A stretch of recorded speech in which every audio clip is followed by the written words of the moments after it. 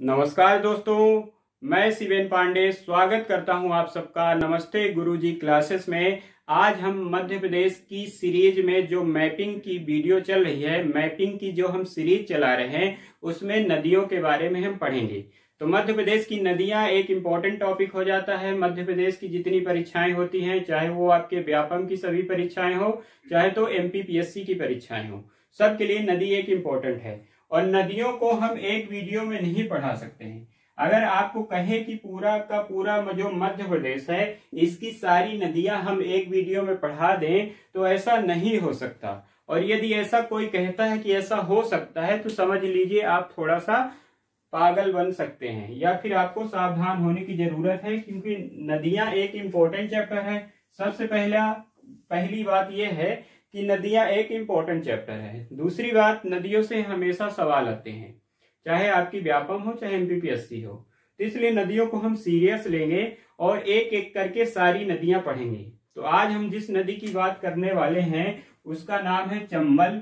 ठीक है, चंबल के बारे में पढ़ने से पहले सबसे पहले आपको ये सोचना है कि चंबल एक पवित्र नदी है या फिर अपवित्र नदी है। पवित्र है या फिर अपवित्र है, इसके बारे में भी आपको सोचना है। सोच लेंगे तो मुझे आप जरूर बता देंगे। हालांकि जियोग्राफी ये कहती है कि पवित्र अपवित्र कुछ नहीं होता, नदी क्या है, केवल एक बहता हुआ जल है। ठीक है, तो पवित्र है अपवित्र है ये सोचने की जरूरत ज्यादा नहीं है, फिर भी आप सोचते रहिएगा। किंतु नदी क्या है, एक जियोग्राफिकल वे से हम अगर बात करें, थोड़ा सा अपनी भावनाओं पर कंट्रोल करें और धार्मिक विचारधारा को थोड़ा सा कम करें, तो नदी क्या है, केवल एक बहता हुआ जल है। तो हम चंबल नदी ना पढ़ते हुए हम चंबल नदी तंत्र को पढ़ेंगे। तो चंबल तंत्र हम पूरा पढ़ेंगे। अर्थात जब मैं तंत्र की बात करूं तो चंबल एक बड़ी नदी हो जाएगी और उसकी सारी सहायक नदियों के बारे में भी हम पढ़ लेंगे, क्योंकि चंबल एक नदी तंत्र भी है।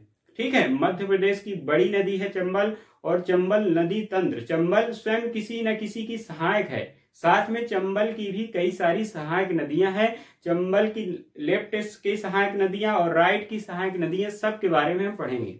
दाएं हाथ से कौन सी नदी मिल रही है, बाएं हाथ से कौन सी नदी मिल रही है, सब के बारे में हम पढ़ेंगे। चंबल में कितने बांध बनाए गए हैं, पहली परियोजना कौन थी, लंबाई क्या है, उद्गम क्या है, पौराणिक कथाएं क्या हैं, सब के बारे में हम पढ़ेंगे। तो बहुत अच्छा वीडियो होने वाला है।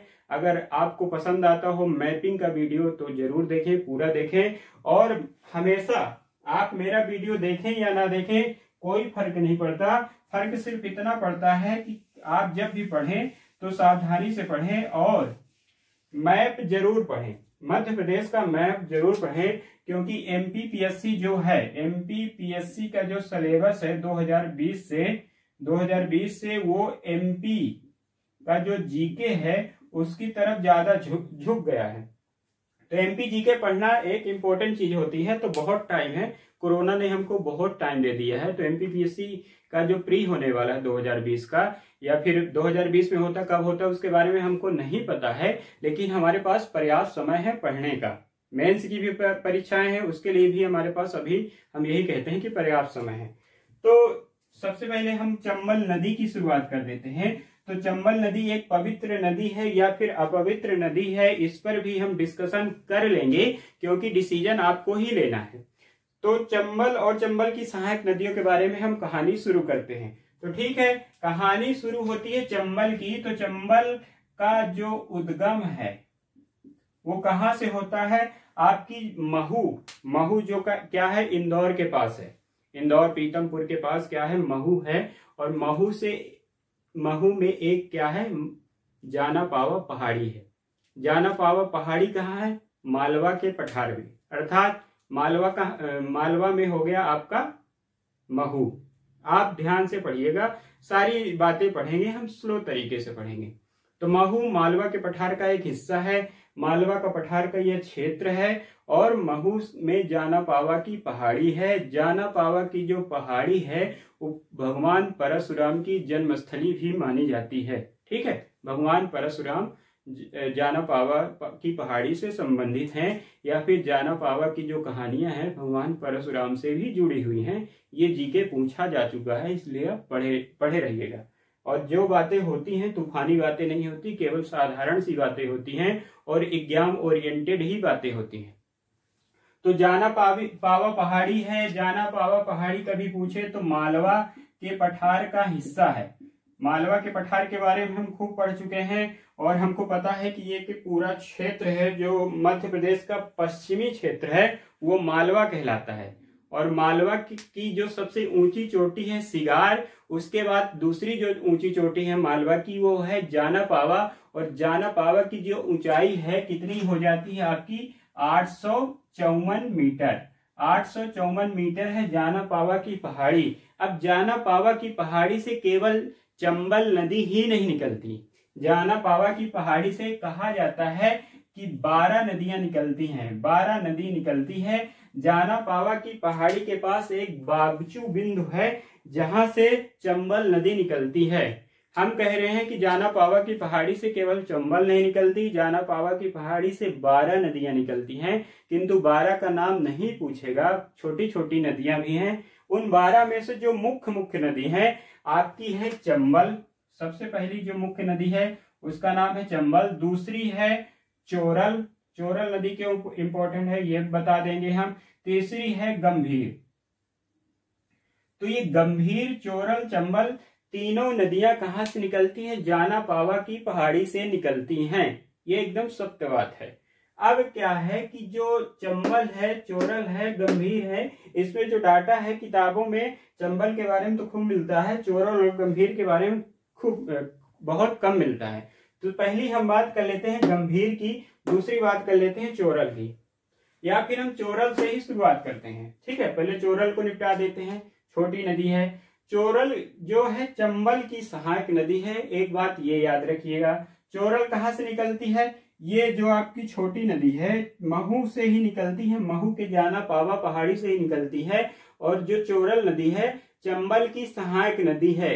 चंबल के किस ओर से आ रही है? ये मान लीजिए शायद दाएं हाथ से आती होगी या बाएं हाथ से आती होगी, कंफ्यूजन हो जाता है कई बार इसमें। तो दाया बाएं नहीं पूछा जाएगा, केवल इतना पूछा जाएगा इसमें जो चोरल है आपकी किसकी सहायक नदी है? किसकी सहायक नदी है? चंबल की सहायक नदी है। अब जो ये चोरल है इसके बारे में एक जो क्वेश्चन बनता है, कई सारे लोगों को इसमें कंफ्यूजन है कि चोरल नदी पर एक जो पाताल पानी, आप लोग इंदौर के पास एक पाताल पानी सुने होंगे, है ना? तो ये पाताल एक जो पानी है, पाताल पानी का कहते हैं कि पाताल से पानी आता है, तो कहीं से नहीं आता, वो चोरल नदी का पानी है। और यहाँ पर एक जल प्रपात बनाता है, जो कि हम ये जान लेंगे आज के बाद कि जो पाताल पानी नामक जल प्रपात है वो चोरल नदी पर है। कई लोग ये जानते हैं या फिर किताबों में ये जानकारी मिलती है कि पाताल पानी आपके चंबल नदी पर है। तो पाताल पानी चंबल नदी पर नहीं है, पाताल पानी चोरल नदी पर है। आज के बाद हम ये जानकारी रखेंगे। वीडियो लंबा हो जाएगा तो कोई बात नहीं, हम आराम से पढ़ते हैं, सामान्य तरीके से पढ़ेंगे और पूरी की पूरी जानकारी हम चंबल के बारे में ले लेंगे। तो चंबल की सहायक नदी है चोरल। चोरल निकलती है पाताल पानी के, मतलब निकलती तो वहीं से है, जाना पावा पहाड़ी से, और पाताल पानी इसमें जल प्रपात बनाती है। छोटी सी बात थी, है ना? अब पढ़ लेते हैं गंभीर नदी के बारे में। तो गंभीर के बारे में भी कुछ डाटा मिल जाता है। सबसे पहले गंभीर नदी कहां से निकलती है? जाना पावा पहाड़ी से। जाना पावा पहाड़ी की लंबाई कितनी है? 854 मीटर है, ये भी आपको पता है। अब जो गंभीर है किसकी सहायक नदी हो जाती है? क्षिप्रा की। ठीक है, गंभीर हो जाती है क्षिप्रा की और ये क्षिप्रा हो जाती है चंबल की। तो बाय डिफॉल्ट गंभीर भी किसकी हो जाएगी? मतलब गंभीर का पानी किस में चला जाएगा? गौतम गंभीर का क्षिप्रा में जाएगा, उसके बाद चंबल में चला जाएगा। ठीक है, और जो क्षिप्रा है उसको भी पता है कि क्षिप्रा के नीचे ये क्षिप्रा के पास कुंभ का मेला लगता है और क्षिप्रा मालवा की गंगा भी कही जाती है। तो इसके बारे में भी हम पढ़ लेंगे। तो गंभीर नदी पर एक जो परियोजना चलती है, इस पर जो बांध बना है यशवंत सागर बांध। यशवंत सागर बांध किस पर बना है? गंभीर नदी पर बना हुआ है। और इसी यशवंत सागर का पानी जो है पूरा का पूरा इंदौर पीता है।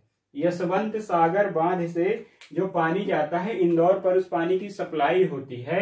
अर्थात इंदौर के जो रहवासी हैं वो चंबल नदी का पानी नहीं पीते हैं, क्षिप्रा नदी का पानी नहीं पीते हैं, वो गंभीर नदी का पानी पीते हैं। ठीक है, और गंभीर नदी का पी पी के गंभीर रहते हैं और खूब पढ़ाई करते हैं, खूब पढ़ाई करते हैं, खूब पैसा कमाते हैं। अब गंभीर नदी पर यशवंत सागर बांध है, ये आपको जानकारी मिल गई है। अब गंभीर जो जाती है वो क्षिप्रा नदी की सहायक नदी है। अब इधर से मान लीजिए क्षिप्रा आ रही है और इधर से आपकी गंभीर चली जाती है, तो ये है आपकी क्षिप्रा और ये है आपकी गंभीर। यानी आप नदी इस तरह से चल रही है तो इस तरफ बायां भाग हो गया, ये बायां भाग है, ये दायां भाग है। तो जो गंभीर है क्षिप्रा की बाएं हाथ की सहायक नदी है, यानी बाएं से आ जाती है क्षिप्रा में आपकी गंभीर। अब ये जो क्षिप्रा है ये दाएं हाथ से चली जाती है चंबल में। ये मान लीजिए चंबल जा रही है तो ये जो क्षिप्रा आएगी चंबल में मिल जाएगी। ठीक है, तो क्षिप्रा है क्या, चंबल की दाएं हाथ की सहायक नदी, और गंभीर क्या है, क्षिप्रा की बाएं हाथ की सहायक नदी है। ये डाटा आपको पता होना चाहिए। अब हम क्षिप्रा के बारे में और पढ़ लेते हैं, एक एक करके हम सब के बारे में पढ़ लेंगे। क्षिप्रा की जो सबसे लंबाई वाला सवाल भी पूछा जाता है, तो क्षिप्रा की जो लंबाई है, क्षिप्रा नदी की बात कर रहे हैं, कुंभ का मेला भी लगता है। क्षिप्रा की जो लंबाई है 195 किलोमीटर है और ये कहां से निकलती है, काकड़ी बरली से, काकड़ी बरली से निकलती है। ठीक है, काकड़ी बरली आपके इंदौर के पास ही है। यहाँ से ये एक पहाड़ी है जहां से आपकी क्षिप्रा नदी निकलती है और इसकी लंबाई जो है 195 किलोमीटर है। इसे मालवा की गंगा भी कहते हैं, पवित्र नदी है ना, कुंभ का मेला लगता है यहाँ पर ना, तो क्षिप्रा को मालवा की गंगा कहते हैं। देखिए मालवा की ही बातें हो रही हैं सबके सब, ये मालवा क्षेत्र है इसलिए क्षिप्रा को यहाँ का मालवा की गंगा कह दिया गया है, क्योंकि क्षिप्रा एक पवित्र नदी है और गंगा भी हम पवित्र नदी मानते हैं, है ना।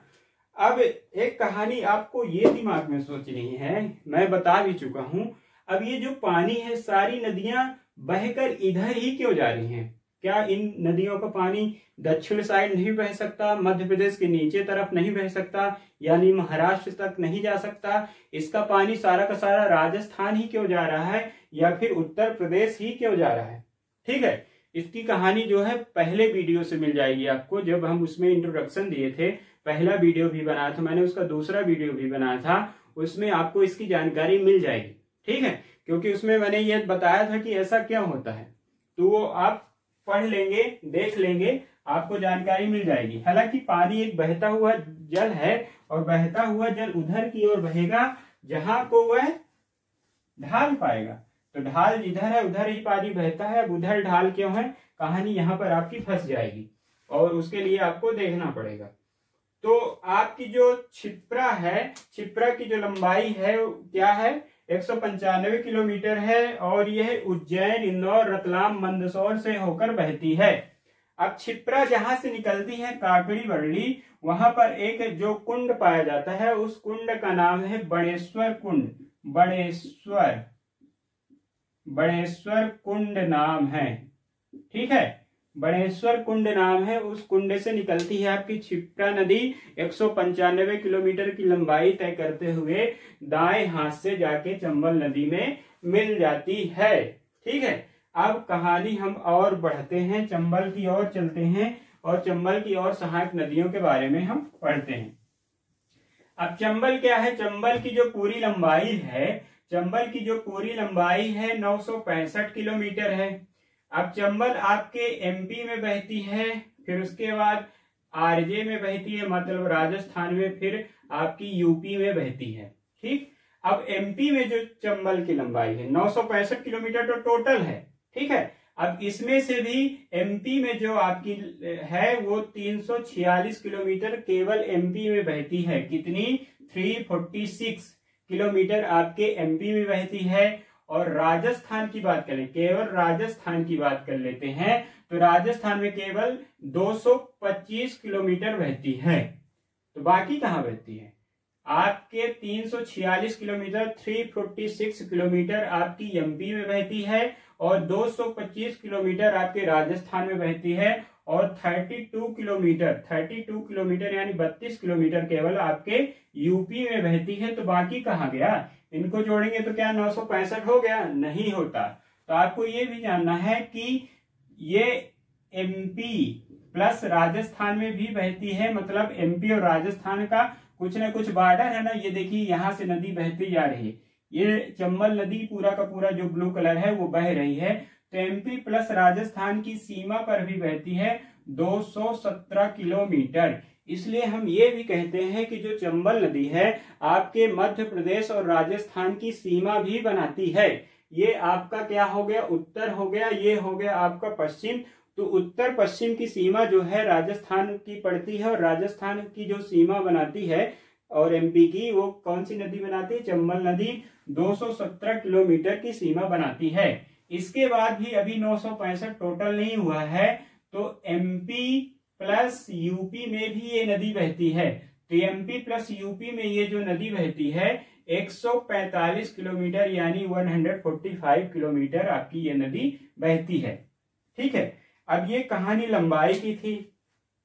अब हम ये पढ़ लेते हैं कि और चंबल नदी कहां पर जाके गिर जाती है। तो चंबल नदी कहां पर जाती है? यमुना नदी उसका टारगेट है। पूरा का पूरा चंबल जो पानी है यमुना में गिरा देती है। यमुना के पास एक कौन सा?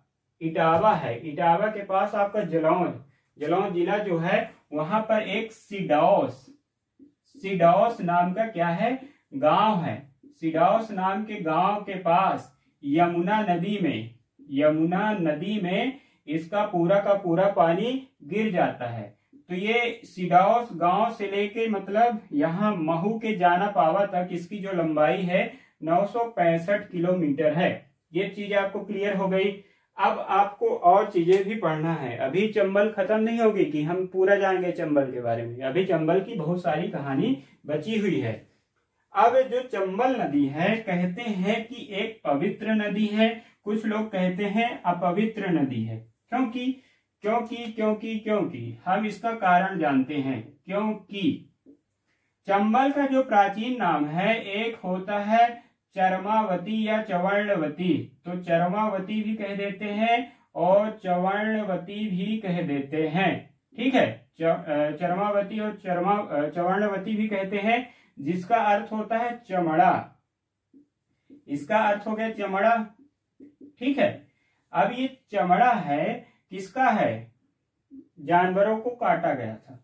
जानवरों का जब काटा गया था तो इनके कटे हुए शरीर से खून बहा था और जो खून बहते गया था वो एक नदी का रूप ले लिया था। तो ये जो बहता हुआ खून है वो माना जाता है चंबल का पानी। चंबल का पानी मतलब जानवरों का खून है। ऐसी पौराणिक कथाएं हमको सुनने को मिलती हैं। अब ये जो यज्ञ हुआ था उस यज्ञ के लिए मतलब एक यज्ञ भी हुआ था। उस यज्ञ के लिए क्या काटे गए थे? जानवर। बलि चढ़ाने के लिए जानवर काटे गए थे और उन जानवरों का जो खून है जाके एक नदी का रूप ले लिया। अब जो वो यज्ञ हुआ था वो एक धर्म यज्ञ था, यानी एक अच्छे काम के लिए वो यज्ञ हुआ था। इस कारण से जो चंबल का एक नाम और हो जाता है वो हो जाता है धर्मावती। मतलब धर्म के लिए है ना, तो धर्मावती मतलब यहाँ से तो ये धर्म के लिए काम कर रही है, तो एक पवित्र नदी हो गई। और क्योंकि चमड़ा का है ना और खून बह रहा है तो एक अपवित्र नदी भी हो गई। अब यानी आपके इसमें धर्म का भी काम हो रहा है और जानवरों की कटाई भी का भी काम हो रहा है। तो जो चंबल नदी है ना उसका पानी कैसा होगा? कहते हैं कि चंबल का पानी पी लो ना तो व्यक्ति के अंदर खून सवार हो जाता है। पानी पी रहे हो मतलब खून पी रहे हो, तो चंबल का पानी जो पीता है खून सवार हो जाता है। और आपको पता ही है चंबल की कहानी या चंबल के लोग कैसे होते हैं। ये मैं नहीं कह रहा हूँ, ये फैक्ट कहते हैं और कई लोग कहते हैं। चंबल के लोग कहते हैं ना बागी होते हैं, और ऐसा कुछ नहीं है। चंबल के लोग बहुत अच्छे हैं, पुलिस में होते हैं, फौज में होते हैं, अच्छे लोग होते हैं। ऐसी कथाएं हमको सुनने की मिलती है। तो सब पढ़ाई की ही बातें हैं, हम पढ़ाई की दृष्टि से अच्छी दृष्टि से पढ़ेंगे। तो चंबल क्या है? 965 किलोमीटर की लंबाई है और इटावा के पास जाके सिडौस गांव में मिल जाती है यमुना नदी में। मतलब चंबल का पूरा पानी चला जाता है यमुना नदी में। अब जो इस पर ये थी बाएं हाथ की नदियां। बाएं हाथ की नदियों में हमने पढ़ लिया गंभीर और क्षिप्रा के बारे में। इसके बाद हमने अब एक और जो नदी बनती है जिसको छोटी सिंध के नाम से जानते हैं, छोटी सिंध। इसका जो एक और नाम है काली सिंध भी पढ़ने को मिलता है। अब जो ये काली सिंध है ये देवास के पास से निकलती है और चंबल में जाके मिल जाती है। देवास के पास से निकलती है, चंबल में जाके मिल जाती है और इसकी जो लंबाई है 150 किलोमीटर है।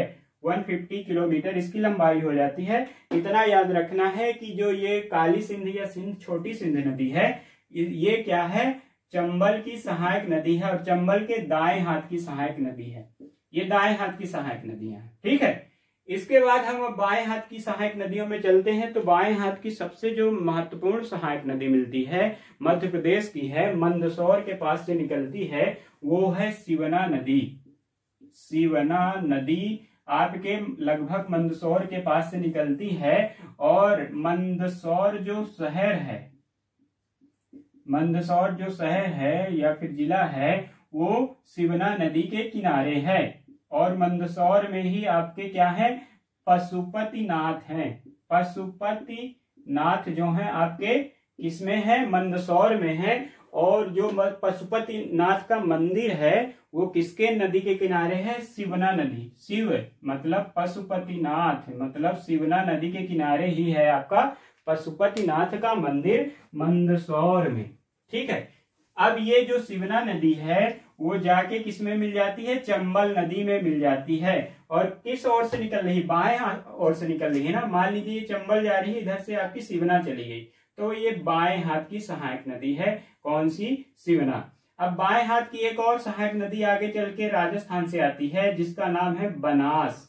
बनास, ये जो नदी आ रही इसका नाम है बनास। अब जो बनास नदी है वो राजस्थान की सबसे लंबी नदी मानी जाती है।